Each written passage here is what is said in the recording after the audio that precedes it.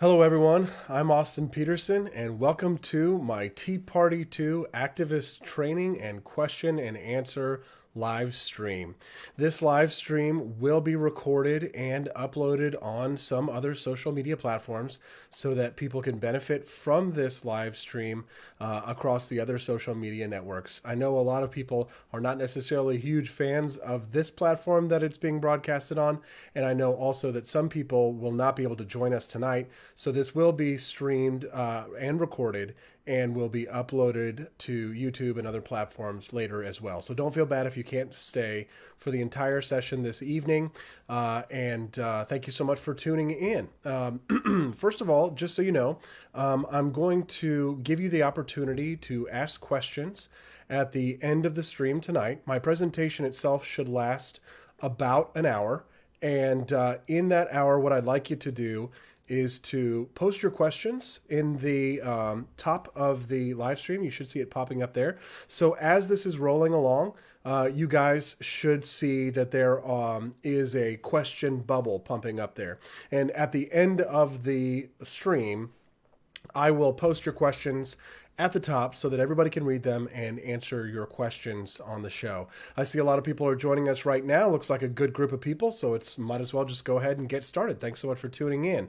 The first thing that I think a lot of people who are not familiar with me, but maybe were attracted to learning more about Tea Party 2, it wasn't because of who I am, so you might want to know who I am. I am a Missourian. I am a almost lifelong liberty activist. I'm currently a radio show host in mid-Missouri, in the capital of Missouri, in Jefferson City. I host a morning radio show doing conservative talk radio on the same network that Rush Limbaugh and Mark Levin are broadcast on here in mid-Missouri.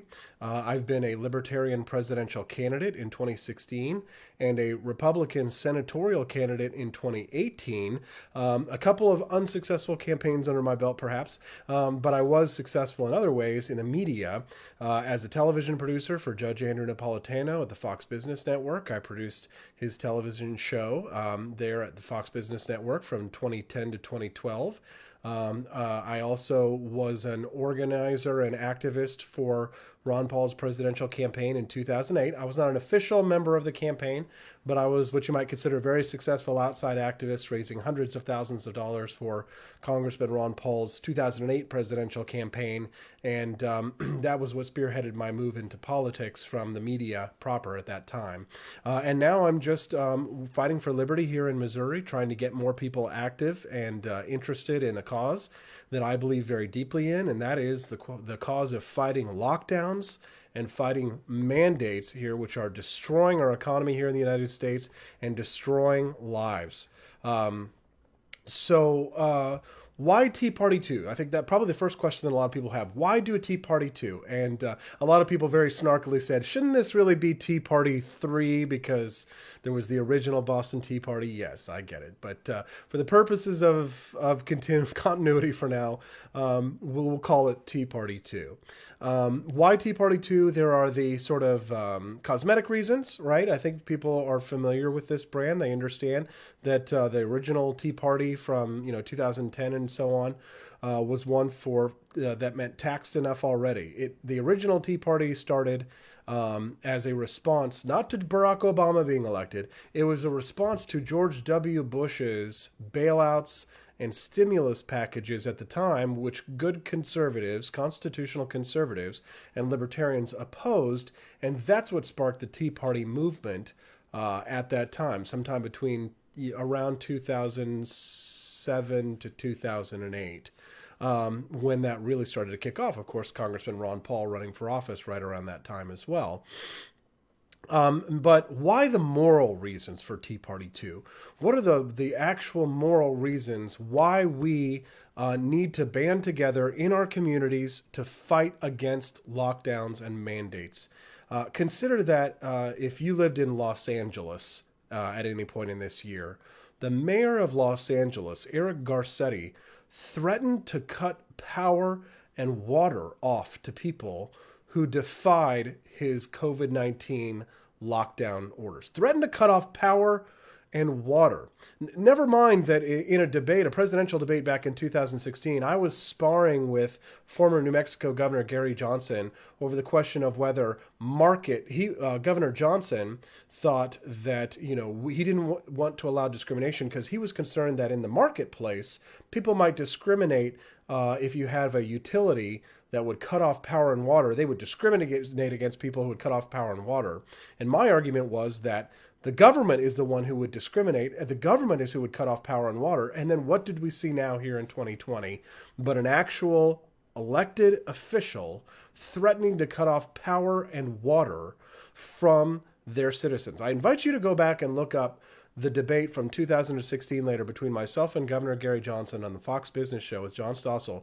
It was what was quote unquote called the Nazi cake debate. Write that down, the Jewish baker Nazi cake debate on Fox Business. Go take a look at that later on the question of cutting off power to citizens. But an actual elected official threatened this, not a private citizen. Right? No one was refusing to bake the cake. No one has threatened to do something like this in the private market. Only the government has this kind of authority, and this is one of the reasons why we need to fight back. In New Mexico, just yesterday, it was announced their governor is forcing grocery stores to be closed, which is resulting in people having to wait in line for hours just to buy food in other locations. Consider the ridiculousness of the fact that the most prevalent comorbidity that is proven to be dangerous if you catch COVID-19 is obesity. But what has been the response of our governments? Not to encourage more activity or exercise, stay indoors, and we're going to shut down the gyms, right?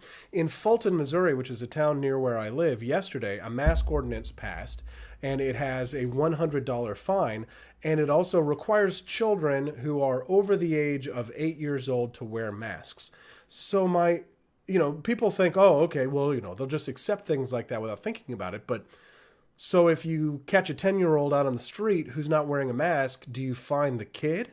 Do you arrest the kid? Do you send him to juvie? Do you, right? I mean, like, how ridiculous can the government get in terms of these COVID mandates and lockdowns, right? Politicians also put police officers' lives in danger in enforcing these kinds of victimless crimes, and it causes the public to have a disrespect for the proper role of government, to have a disrespect for proper authority. And many sheriffs have even stated around the country that they will flout these mandates now that the enforcers of the law do not show respect for their elected officials. And maybe it's time that more sheriffs do the same, right?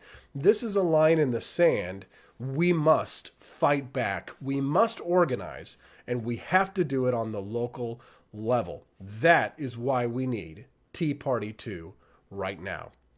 Now, another big question that a lot of people have asked, why the Republican Party? Austin, you've been a Libertarian Party member. You were there for 10 years before you joined the Republican Party. Why work in the Republican Party? It's very convenient to you, Austin, isn't it? Oh, are you a grifter, Austin? We'll talk about grifters in a minute.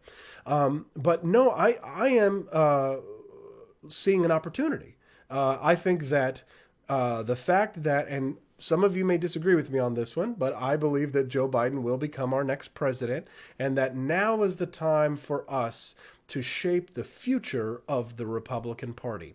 And what I don't want to see happen is that a lot of the old GOP establishment types, the John McCains, the Mitt Romneys, the Lindsey Grahams, that they see this power vacuum and they move in and they restore the Republican Party to what it was before Donald Trump was president.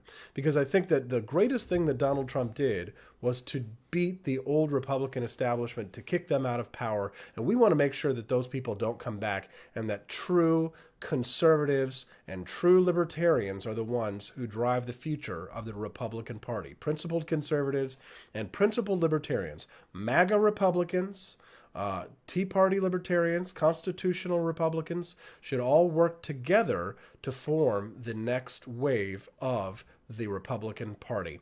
This is an opportunity. Without Donald Trump as the leader of the national party, de facto national leader, now he will still be a leader in many other ways, and we don't know what he will choose to do yet. He could even choose to run in 2024, and that's fine. That should not have an impact on what it is we are planning to do as Tea Partiers on the local level. But with the fact that he is not the official leader of the Republican Party, that means it's upon us to decide who will be the next leaders of the Republican Party. And maybe it's you. Maybe it's one of the people who are watching this live stream tonight. Maybe you will be the person who will be the next leader. So this power vacuum is an opportunity for you to be a part of the Republican Party and to take charge and to be a part of shaping the future. Now, let's talk about what I teased out earlier, grifters. Why not start a national organization? The last time we had a Tea Party, we had these huge rallies in Washington, D.C., and we marched through D.C., and we cleaned up our trash afterwards, and we had big rallies with Michelle Bachmann, and Ron Paul was there, and we had Thomas Massey and Rand Paul, and all these guys were coming out. But what I worked at some of those national organizations, and I learned a lot from working there. And I won't say that it was all a negative experience when I worked in DC, but I did see a lot of what people complain about. I did see a lot of people who were just there to make financial gain. People who were not like, who were not like me and Julie Borowski and I worked together for a while. I'm not sure if you know her, but she was another person who was like me in that we kind of felt a little out of place because we were sort of the real deal. We were the real, philosophical freedom fighters in a sense. And sometimes we kind of felt surrounded, I feel like, by people who were just in it to make money or were just in it to get famous or to make a name for themselves. And, meanwhile, her and I are like, well, how can we actually, advance liberty and fight for freedom, right? So if we started a national organization or tried to revive those again, what people were concerned about, it being taken over, it would be a lot easier, right?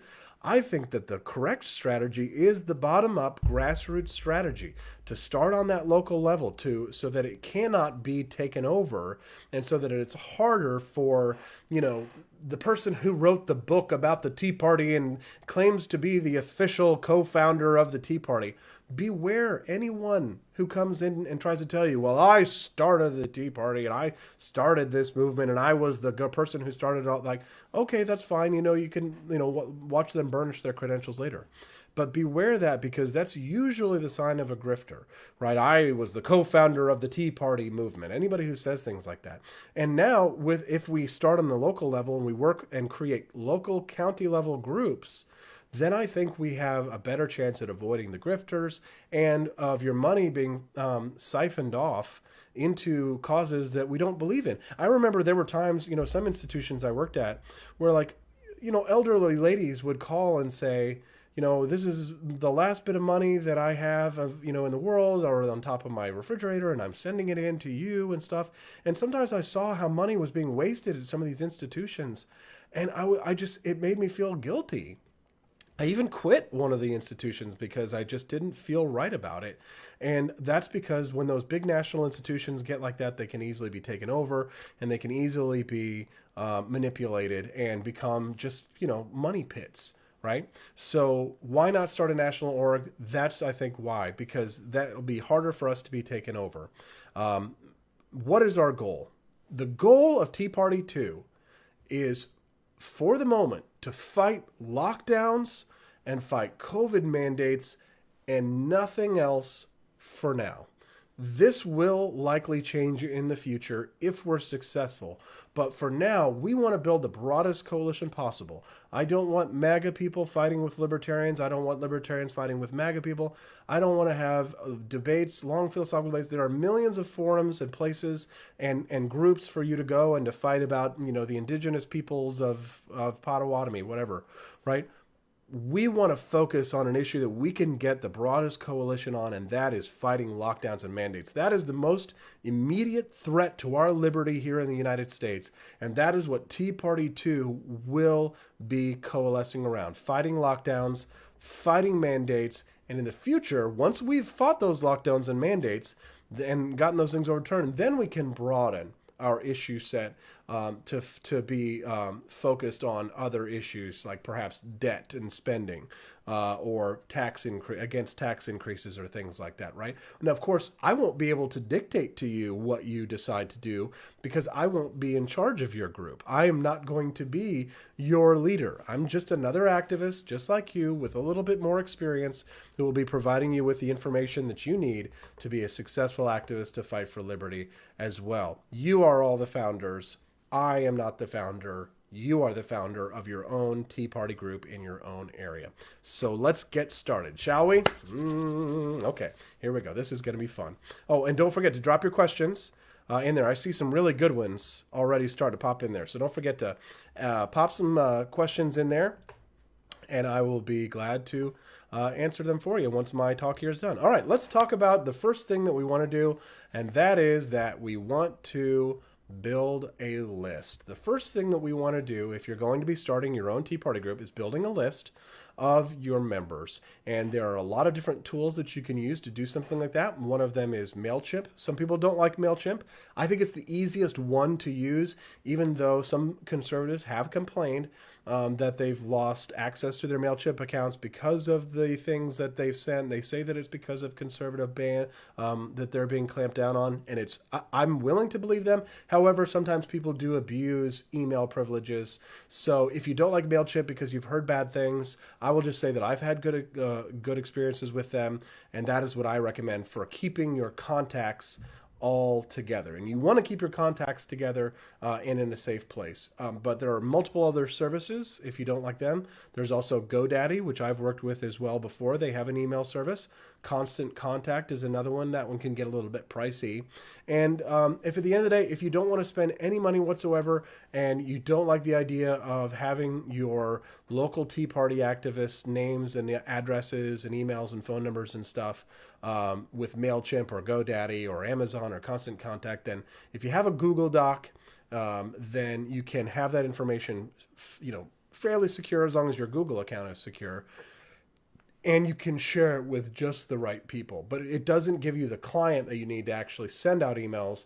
You'll have to just send out emails yourself from your email address, whether you use Google Mail or whatever you use. But you can keep all your contacts in a Google document or spreadsheet, and that way you can keep it protected and, of course, use strong password protection.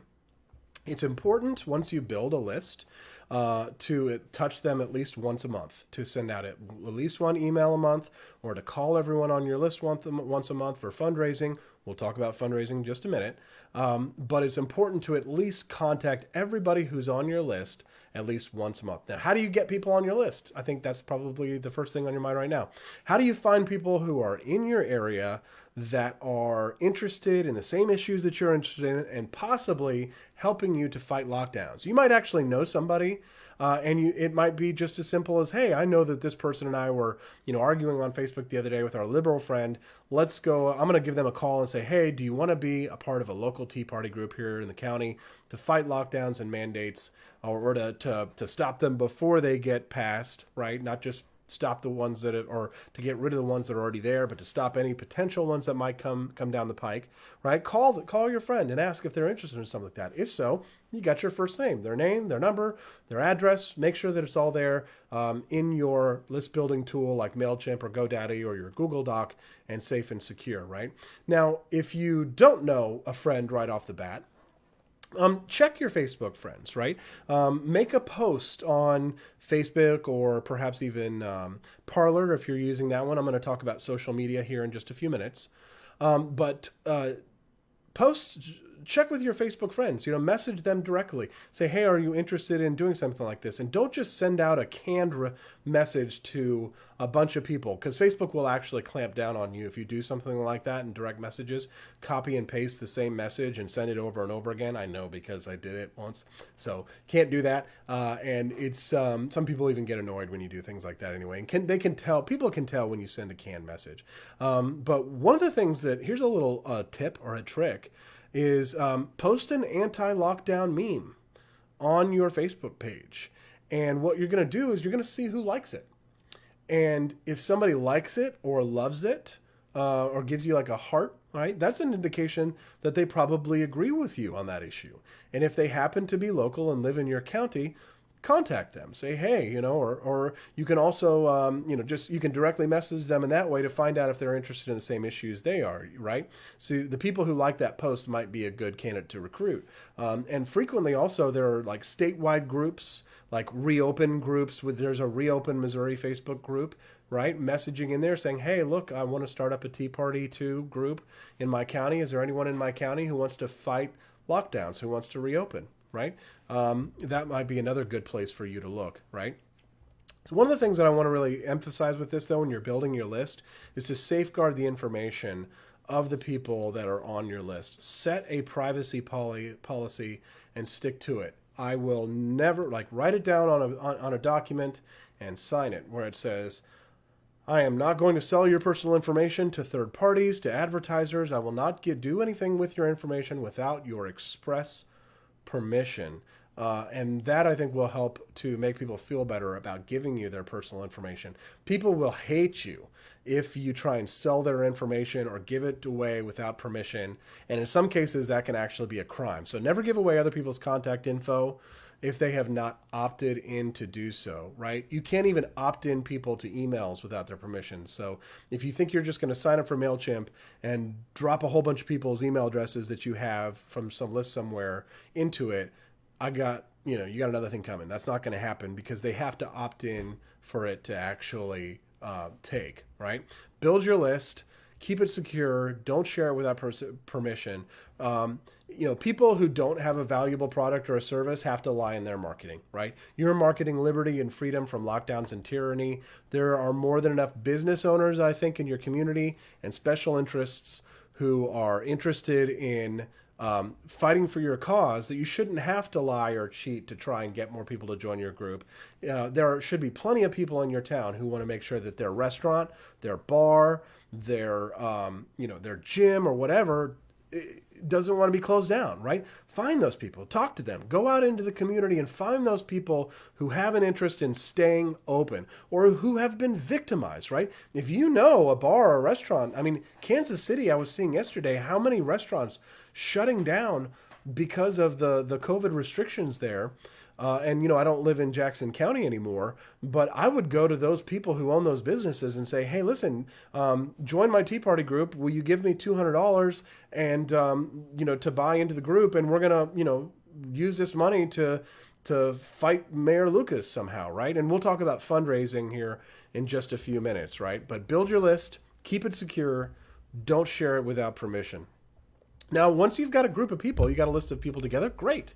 You've got 5 people. 5 people is good. Honestly, on a county level, if you can get 5 people to commit to being a part of a group and showing up for like once a month meetings, you're doing actually pretty good. So don't be upset if it's not like the videos of the crowds of Washington, D.C. with a million people marching. Very frequently these marches don't actually accomplish anything. But what people do, what 5 people can accomplish on a county level, taking over a local Republican group, passing a resolution, fielding candidates who are anti-lockdown, you could do a lot more on a local level than an entire rally of 100,000 people who show up in Washington, D.C. and spend all this money and don't actually get anything done. Does that make sense?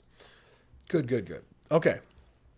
When and where to meet. All right. So you got your group, you got your freedom fighters, you got 5 people on your list. Good for you, right? They liked your post on Facebook. You sent them a message. You called them on the phone. You said, hey, let's get together at the pub that's going to get locked down next week because I live in Pennsylvania and or tomorrow or today or whatever, because I live in Pennsylvania and it's illegal. I called the business owner and he says, we're opening up anyway. Come on over and your drinks are all free because you're all patriots. Hooray! 5 patriots show up to the bar that's not supposed to be selling alcohol, and in defiance of King George III, we had our illegal beer when we were not supposed to, right? Good for you. Okay, 5 patriots sitting down. That is a meeting. 5 people sitting down once a month to fight for freedom. A good place to meet and a good time to meet is usually right before the local county GOP meeting in whatever county you are in. So the first thing you'll have to do then is find out, when does your local county Republican Party meet? It's usually once a month. It's usually at a bar. Like here in Cole County, Missouri, where I live, once a month they meet at the Prison Brews bar in downtown Jefferson City. And that's, the Cole County Republican Party meeting, right? And there's probably about 10 to 15 people who show up, the hardcore activists, right? So imagine if you had 10 to 15 people at a Republican club and you bring 5 people, well, that's going to give you clout. That's going to give you power, right? But you want to have your Tea Party 2 meeting, your group meeting, your 5 people or what have you, usually right before the county Republican Party meeting. And the reason why is because that way, rather than having a time commitment of, oh, I've got to go to the Republican county meeting and I've got to go to the Tea Party 2 meeting and they're in separate weeks and I'm really busy and I've got kids' soccer practice and stuff like that. Condense it all down into one time period. Know when your local county Republican Party meets and schedule your Tea Party 2 meeting before the Republican county meeting meets, right? And don't, whatever you do, don't meet at the same place for Tea Party 2 because there'll be the temptation when the Republicans find out like what you're doing. Some of them will be great, we like it. Some of you won't like it. Some of them won't like it. They won't want you doing that, organizing outside of the GOP. But either way, it's bad because if they don't want you organizing, obviously they're going to try and stop you guys, and they won't want you to be a part of the Republican Party meeting. They want you to get out, kooks, cranks, crazies. We like John McCain here. We like Lindsey Graham, whatever, right? But if they do like you, if they're like, yeah, go Tea Party 2, we want you guys to come and work with us. It's still bad because they might say, don't waste your time. Like, you guys, it's too much work to go and do that. Just do all your organizing here in the Republican Party and don't do any outside organizing at all. That's bad too. You want to be able to have your own agenda that you can bring to the local county GOP meeting that you thought about beforehand. You had an action plan, and yes, you're still going to work happily with those people. And I highly advise that you build a good, positive relationship. This should not be some kind of adversarial thing unless it eventually culminates to that. And you want to try and pick your battles, right? But don't be hostile. Don't be confrontational. These are your soon-to-be comrades, but you do have an agenda. You want to get the local Republican Party to support fighting lockdowns, right? So the point of this, the entire point of this, is to try and use that influence, that 5 people that you have, or however many you have, right? 2, 3, 4, 5 people, or even 10, 15, 20 people, right? That's great, right? That would be hugely successful, right? You want to steer the GOP's agenda to make it more intensely focused on fighting lockdowns. And that is a victory for Tea Party 2. Getting your local county GOP group to pass a resolution opposing lockdowns and mandates, that's an excellent first step. And for all you know, you may show up, you may even be like, you may be the only person that shows up, even at the very beginning, and you weren't able to get, maybe you got one other person to go with you to the local county GOP group. You had your Tea Party meeting before, you go to the Tea Party group, and it's your first time there, and everybody's like, any other business? And you're like, hey, we should pass a resolution saying that we, the local GOP group, oppose lockdowns and mandates. And you know what? They may say, anyone opposed? No, ayes, nays, and ayes have it.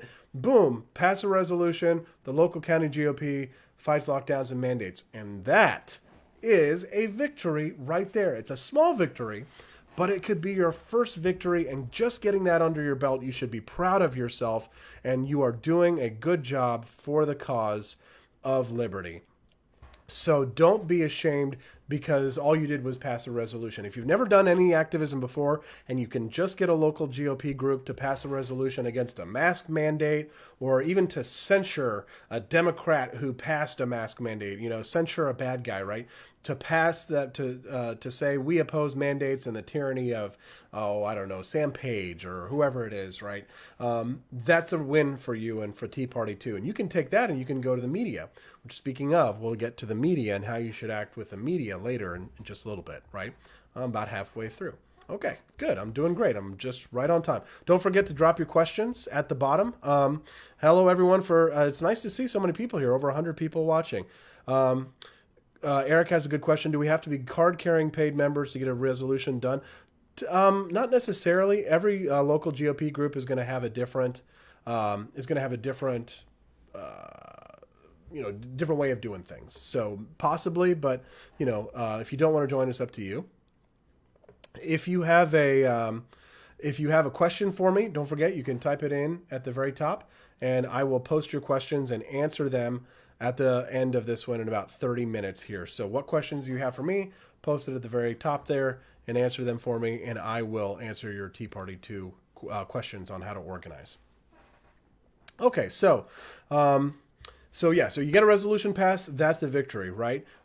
Getting a candidate who are running, or local officials, to come out against lockdowns, that's a great step too. So say you have a local Republican official, maybe they're a county commissioner, right? And they're the county commissioner for the western part of the district or something.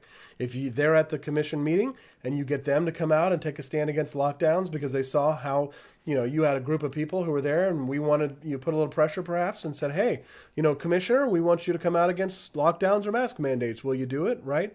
If they say, yes, I'm absolutely opposed to it, and you get them on the record, right? You have them record them saying something like that. That's another victory for you, right? Because you can hold that against them in the future, right? Now, getting like larger elected officials or citizens fighting lockdowns actively, that's what success looks like. If you could convince, if your local congressman shows up and is there at the Republican Party meeting for whatever reason, and you can convince them to come out lockdowns and say, sign on to the resolution, that's a success, right? That's a success because now you're building a coalition, right? Now, actually actively fighting the lockdowns or the mandates once they're in place, much more difficult. Getting those things overturned, that's advanced politics, and it's something that we can talk about in a more advanced session. But right now we're doing basics of how to start a Tea Party group. So Rome wasn't built in a day. So you're not going to learn how to completely overturn a mandate that was just passed last week immediately right away. But we're laying the foundations for that right now is what we're doing. Okay. So let's talk about fundraising, right? So one of the things that you have to be aware of is that if you're raising any money at all, which you should be doing for your Tea Party groups, you are required to report that to the FEC or the IRS, and sometimes both. There are ways that you can incorporate your Tea Party group when you're ready to go official. Once you've got a good small group of people who are willing to stick with it, there are multiple different ways that you can organize your Tea Party group. You can be a 501c3, a 501c4, you can be a PAC, or you can be a super PAC. Okay. Now this is very complex territory, and there's no way that I could do hours and hours and hours just on fundraising and things like that. But one of the things that I would recommend is that most likely what your Tea Party 2 group looks like when it starts fundraising, and you do want to do fundraising, is most likely a 501c4. A 501c4 gives you the ability to fundraise and to be able to do lobbying, to engage in activism, to actually lobby for issues, to lobby for candidates, and you'll have a little bit more leeway than you do with a 501c3. A 501c3 is an educational institution, a nonprofit that will raise money for the purpose of education for the most part. In theory, the idea is when you're a 501c3, you're not actually really actively lobbying or doing what we want our Tea Party groups to do, right? Because it's tax deductible. A donation to a 501c3 nonprofit is tax deductible. A 501c4 and a PAC and a super PAC, that's not tax deductible. That information has to be reported to the IRS and it's taxable. So that's why I recommend a 501c4 for your Tea Party group. You're going to want to Google more information on that once you start to actually seriously raise money. But know what these things are and a general idea of what they are, right? Do ask your founding members to chip in money, even if it's only $5 to pitch it into a pot, right? And you're going to want to appoint one of you to be who you can trust to be a treasurer, right? Who can hold the funds. So if every other week you're getting together your Tea Party 2 group, take your, everybody has to give $5 and you just put it in a tin can and the treasurer keeps it in their house on top of the refrigerator for now, for the future, right? And you want to build up like a little bit of a war chest, a little bit of a bank that you can use for your activism, right? And you always want to be asking your people to be chipping in money, even if it's $1. You know what I mean? $1, $2, $5, right? You have to be willing to raise money or you're not going to be able to accomplish your goals. Money is the mother's milk of politics. Even if you are like, oh, Bernie Sanders style, we need to get money out of politics. Money in politics is what is corrupting politics. Just remember, Bernie Sanders raised hundreds of millions of dollars, okay? So you have to raise money to be a serious organization. Even if it's a small amount of money on a county level, you can make an impact. $500, if you can raise $500 or $1,000, that can do a lot of damage or a lot of good, right? So ask your founding members to chip in money and remember that it is reportable to the FEC, the Federal Elections Commission, and to the IRS, right? I don't want to scare you, but I do want to warn you to remember what killed the last Tea Party. And that was when Obama's IRS cracked down on Tea Party groups and used the power of the government to come after us. That was the true end of the Tea Party. It wasn't just grifters, people looking for cash grabs. It wasn't just the establishment taking over these national Tea Party groups, right? That was part of it. But what really killed the Tea Parties was how the IRS was used as a political weapon, a tool to shut down Tea Party groups across the country. So I want you to remember that, understand that, and I want you to look into that story so that you don't get in trouble. You want to be able to avoid those kinds of problems, right? The more effective you are at accomplishing your goals, the bigger the target's going to be on your back. Remember, if you're taking flack, you're over the target. So when it comes to fundraising and things, don't think you're just going to be able to do things under the table and get away with it, right? We're looking at a Joe Biden, Kamala Harris administration coming in January. And if that is the case, then it's Obama 2.0, which is why we need Tea Party 2.0 to fight back. Social media.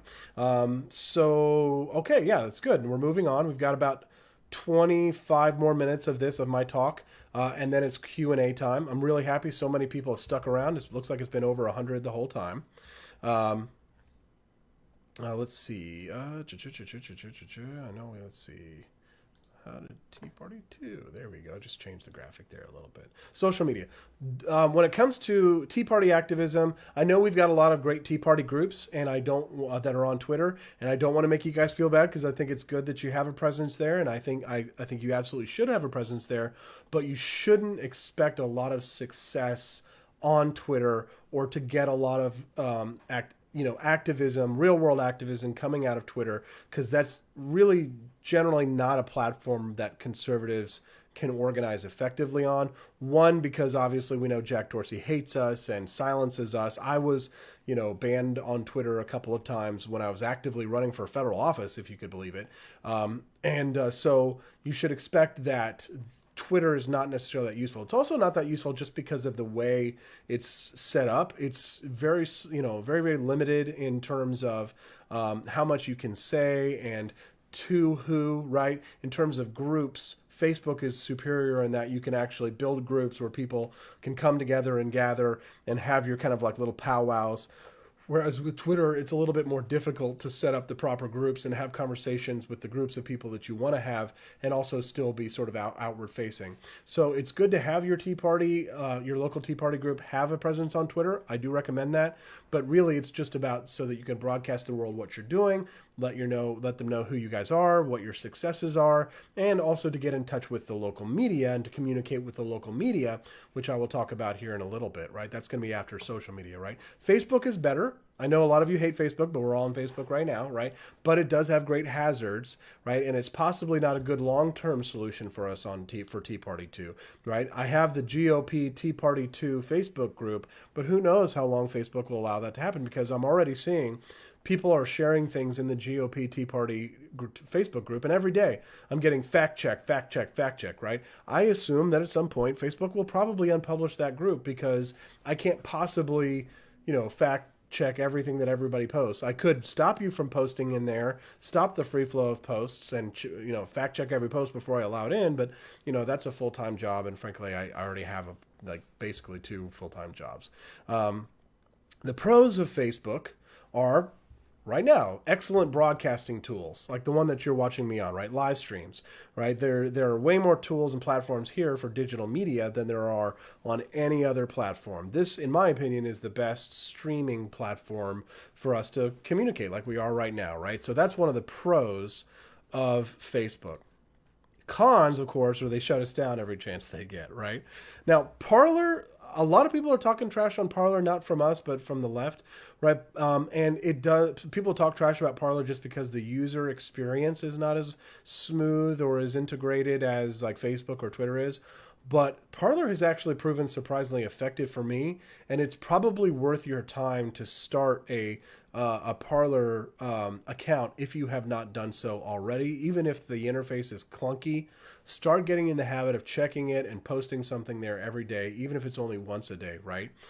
Parler, the reason why it's been effective is because it has a lot of like-minded people like us. It's a good way for you to try and reach out to people, but also because if you start a website or if you have digital media that you're creating for your Tea Party group, memes, videos, things like that, then they actually get a lot more visibility on Parler than they do on Twitter for by far, and sometimes even as much or more as you get on Facebook. So I do recommend Parler, starting a Parler account.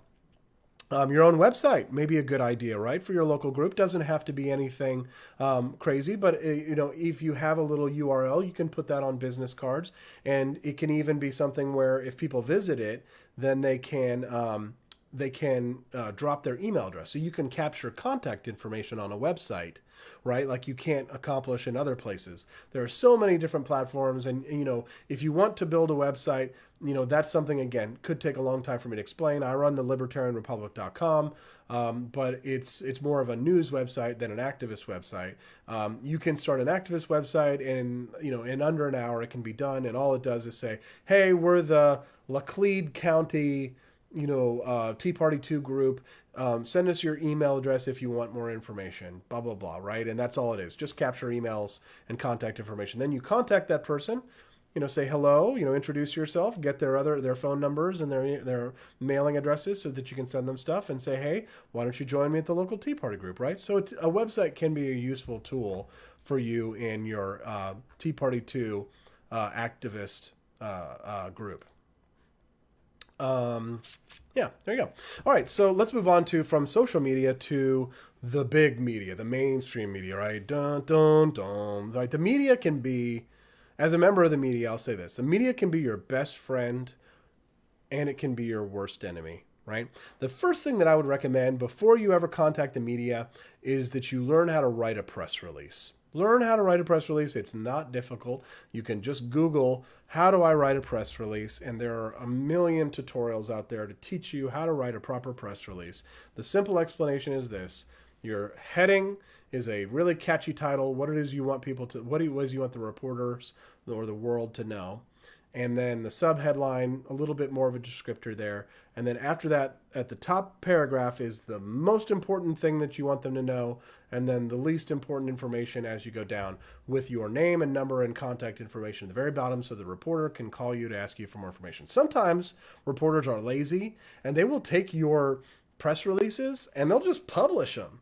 If they've got like a statewide blog or something like that, a reporter will just publish it. Hey, local Tea Party group starting back up. They may even call you on the phone and say, hey, tell us more about this, in which case you may have a chance to get coverage for your new local Tea Party group, right? The media can be your best friend or your worst enemy. Once you've written a press release about, let's say that you went, your local Tea Party group, you went to your local GOP group and you got a resolution passed against mandates and lockdowns, right? That's great. You need to write a press release now. You need to take that press release and then you need to give it to a local reporter. There's television reporters, radio reporters, and there's print reporters, right? There's blogs and social media and things like that as well, right? But your press release, after you've accomplished something, once you have some news, you want to take it to the people who write news, right? And frequently what will happen is that a news reporter will get a press release and they'll call you up and they'll write a story about your news. If you passed a resolution at your local Tea Party group to fight, that we're going to oppose mandates, then that's news. Send it to a reporter who covers news, right? You'll want to do a little bit of research. Don't just spam it.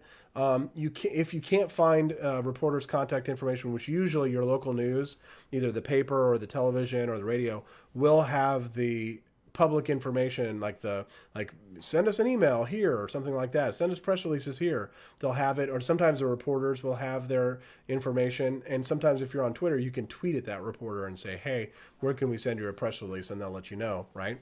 Remember, reporters, they want to get stories before anybody else does. So if you have news and you get it to a reporter in time, you can make the evening news or you can make the next day's paper, right? If you cultivate a relationship with a local reporter and feed them good stories, they might look at you as a trusted source for what's happening here locally on the political scene, right? The media can be your best friend or your worst enemy, and it can depend a lot on how you interact with them, right? TV is a completely different medium from radio or print, right? It's a visual medium, and television, radio, and print all require different skills for you to be able to master those three mediums. Now, this is what I'm a master at, right?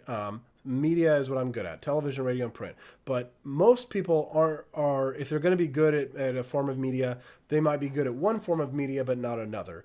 Television is a very difficult medium to master and it's very difficult to get on television to be able to get the practice you need to be able to be good at television, right? Sometimes you can do like live streams or podcasts, video podcasts to sort of mimic it, but there's nothing like going out onto a television studio set with lights everywhere and giant cameras and a gorgeous reporter who's sitting down and is going to grill you on whatever it is, right? So, most people who are starting local Tea Party groups aren't going to be in those scenarios, but some of them are.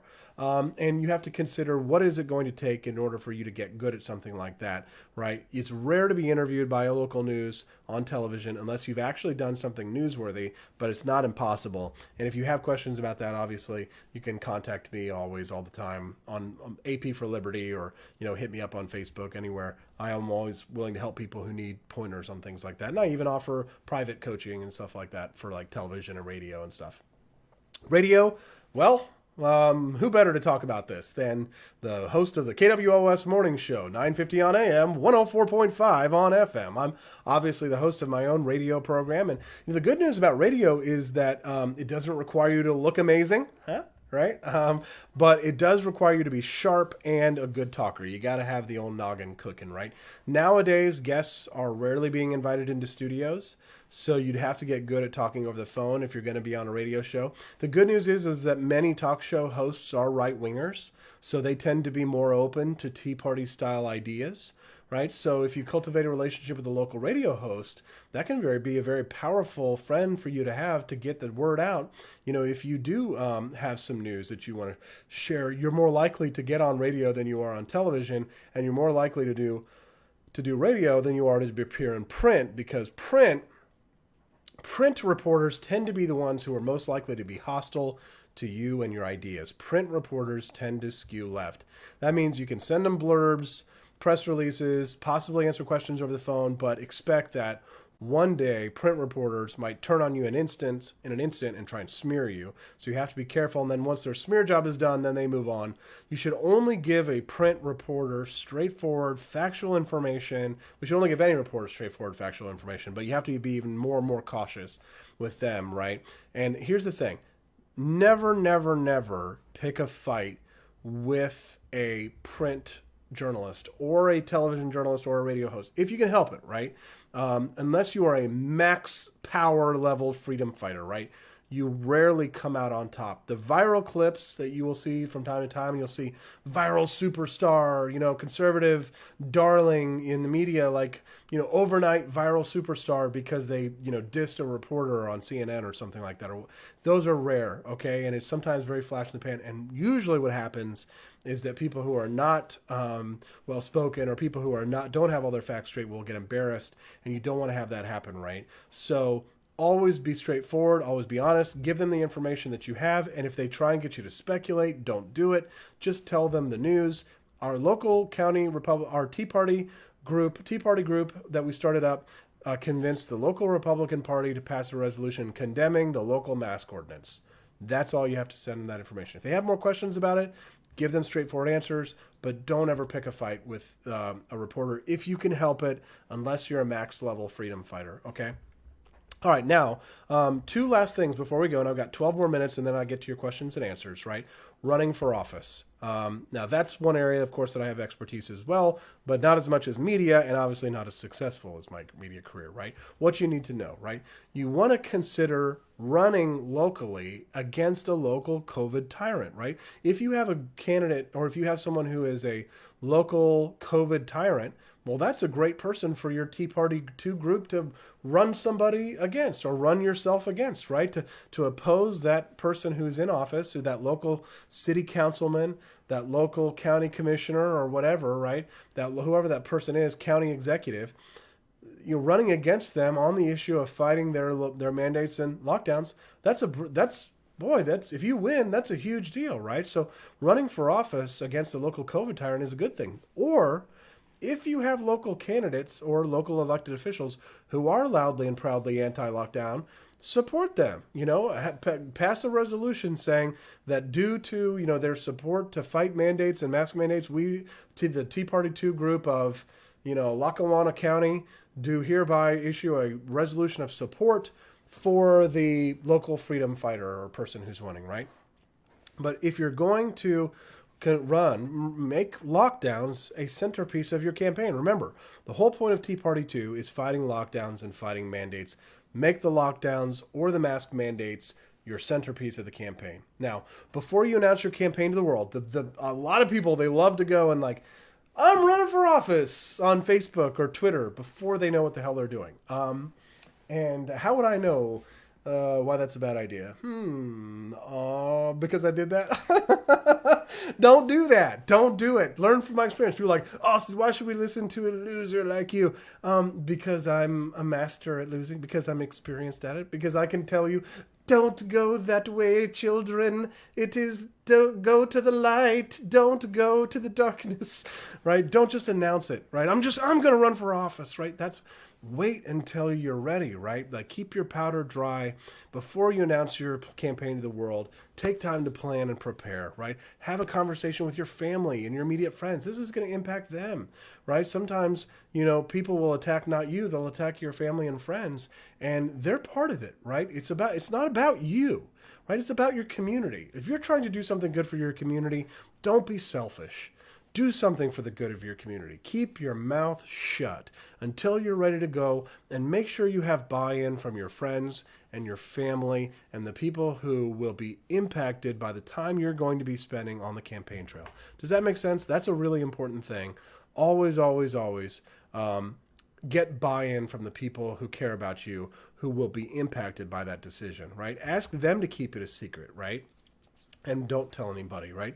If you have no experience running for office, you can expect a miracle or hope for a miracle, or you can work to build one. If you're planning on running for a federal office, which is what I have experience in, right? It's highly inadvisable to do so until you have a PAC or have identified a super PAC that will support you. Now, understand the rules here. You're going to have to look up fundraising and all the rules and regulations associated with that when you run for office, right? That's another thing you want to know before, which will take me soon to my final point on education. But if you're running for a federal office and you don't have a PAC that's going to give you buku cash, you're not going to win. You can't win federal offices without big, big cash, big, big money, right? So don't just go off half-cocked unless you're independently wealthy, right? If you expect to raise money, just small donations at a time and win, well, it's not going to happen. And I know this because that's what happened to me. I got steamrolled because I didn't have those things in place before I ran, and that hurt me in the end. There were other things that worked against me as well, and of course I have my own personal failings, and every race is different, but consider making sure that you have your ducks in a row before you announce your campaign. Also, you just don't want to let the enemy know you're coming.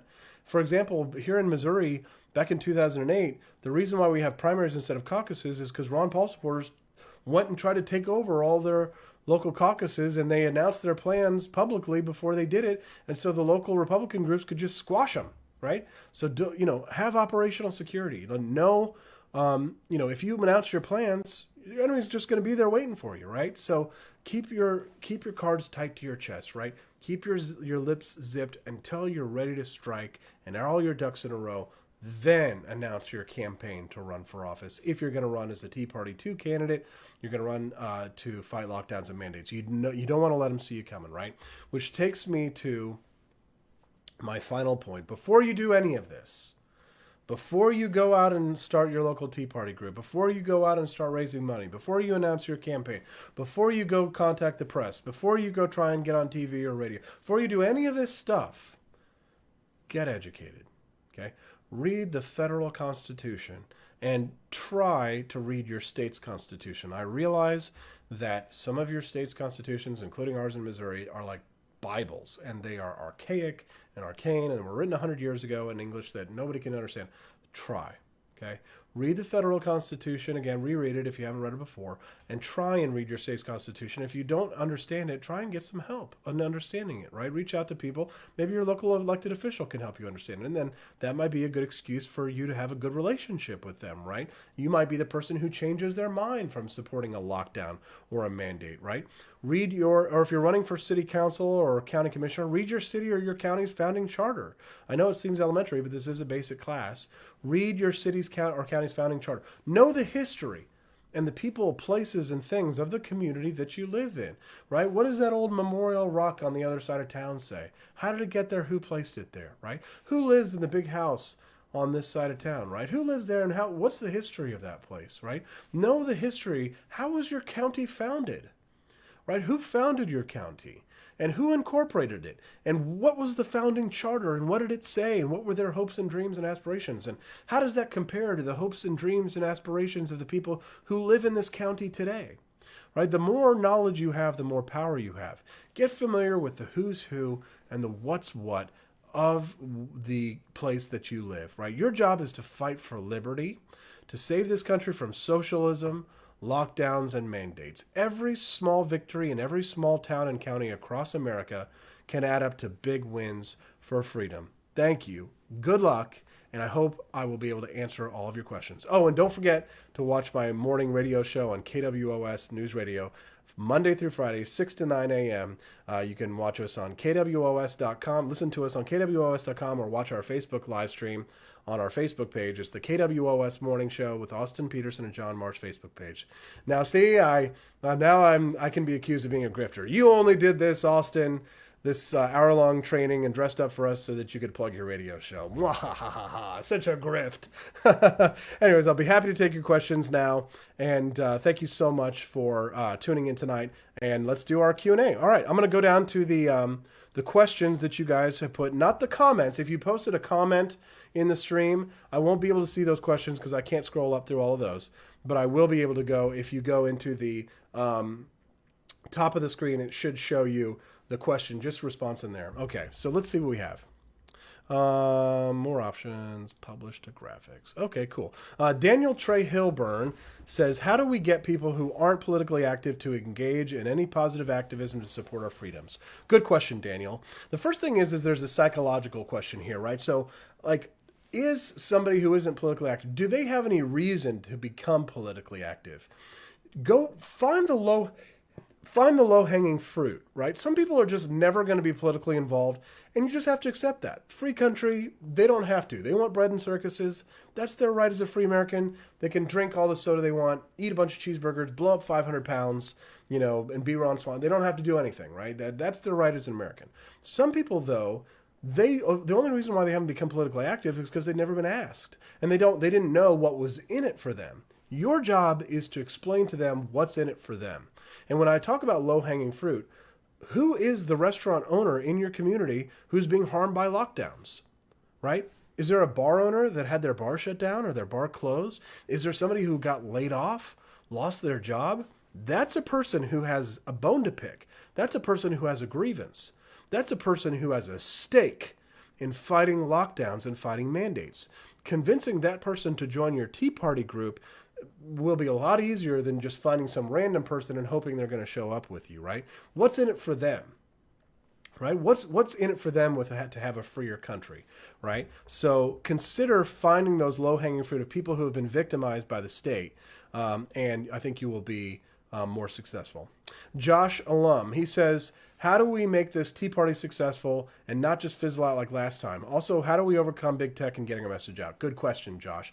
Start your own website, I think, is a way to circumnavigate big tech, right? If you have your own website, then in theory, it can't be taken away from you. Sometimes that does happen if you are, the question box is purple and located to the right of the comment pane. Yes, thank you, Helen Kissler. Appreciate that.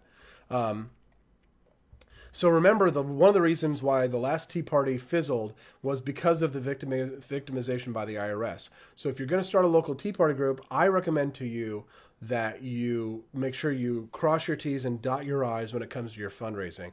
And you have to be above reproach when it comes to your finances, so that the IRS can't be used to crack down on you, right? So make sure that your P's and Q's are minded in order to make sure that you don't get cracked down on like Obama's IRS did last time.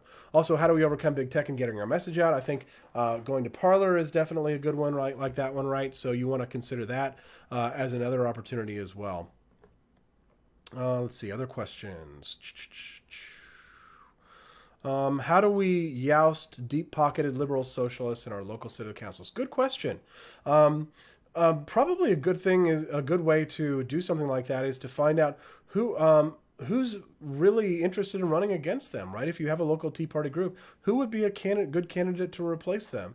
Is there somebody who has a name in the community who, maybe everybody knows them at the PTA group or something like that? You want to make sure that you run somebody against them who has a good track record in the community, not just some nobody who's never done anything, who doesn't have any investment in the local community. Somebody who is invested in the local, usually what will happen, those liberal socialists, they're invested in the community. Their kids go to the public schools, they go to the PTA meetings, because they want to lord over all of us.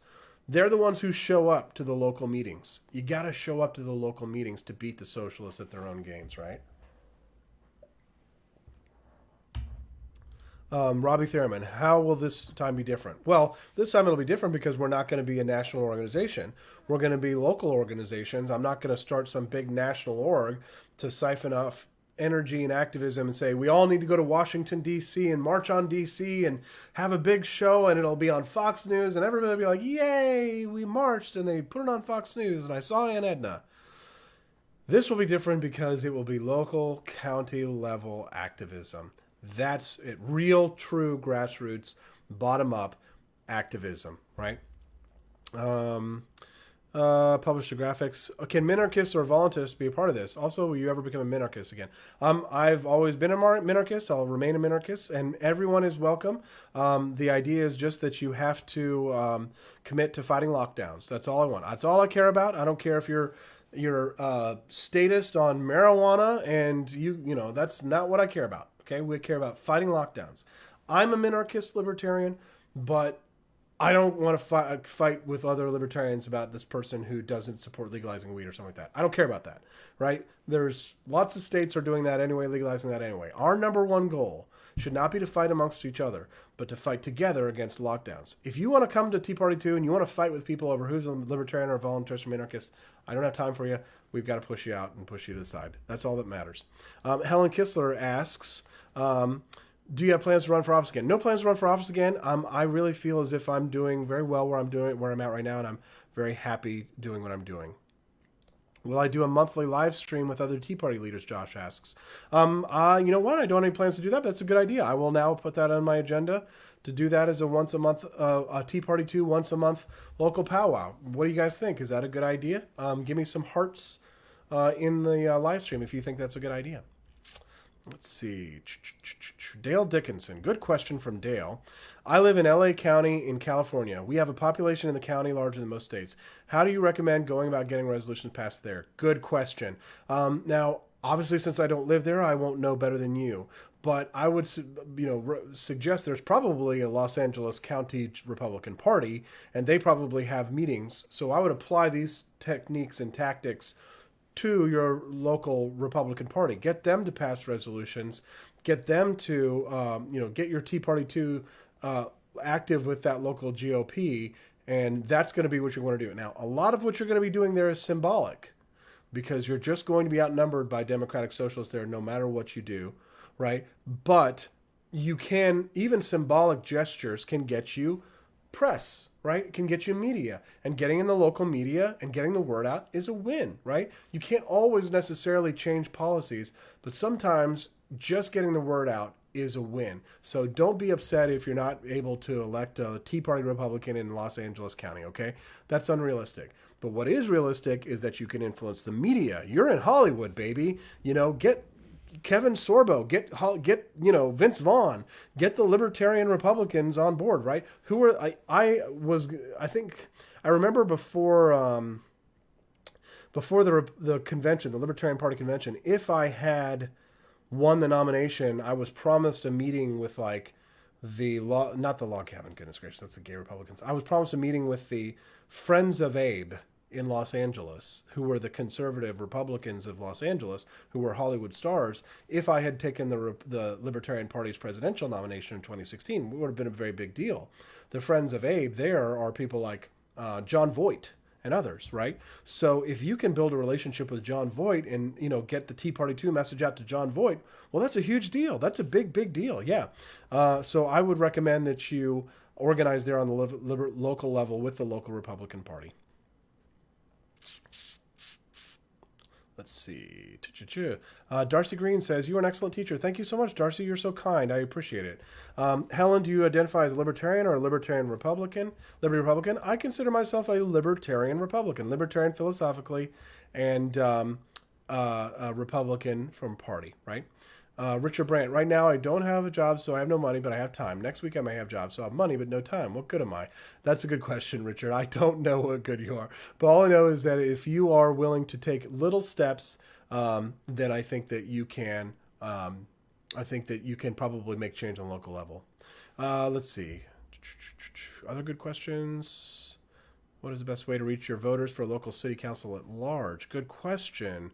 I've been attending many city council meetings this year, Darcy Green says. How do I get a better understanding of legal terms, use and measurement? Oh, good question, Darcy. Wow. These are really difficult questions. Lori David also says, do you need a tax attorney to file? You don't, but I would recommend it just because, again, remember how Obama came down from us on the Tea Party. I wanted to answer that one. Now, let me get back to Darcy Green's question. Best way to reach your voters for a local city council at large? Honestly, the radio.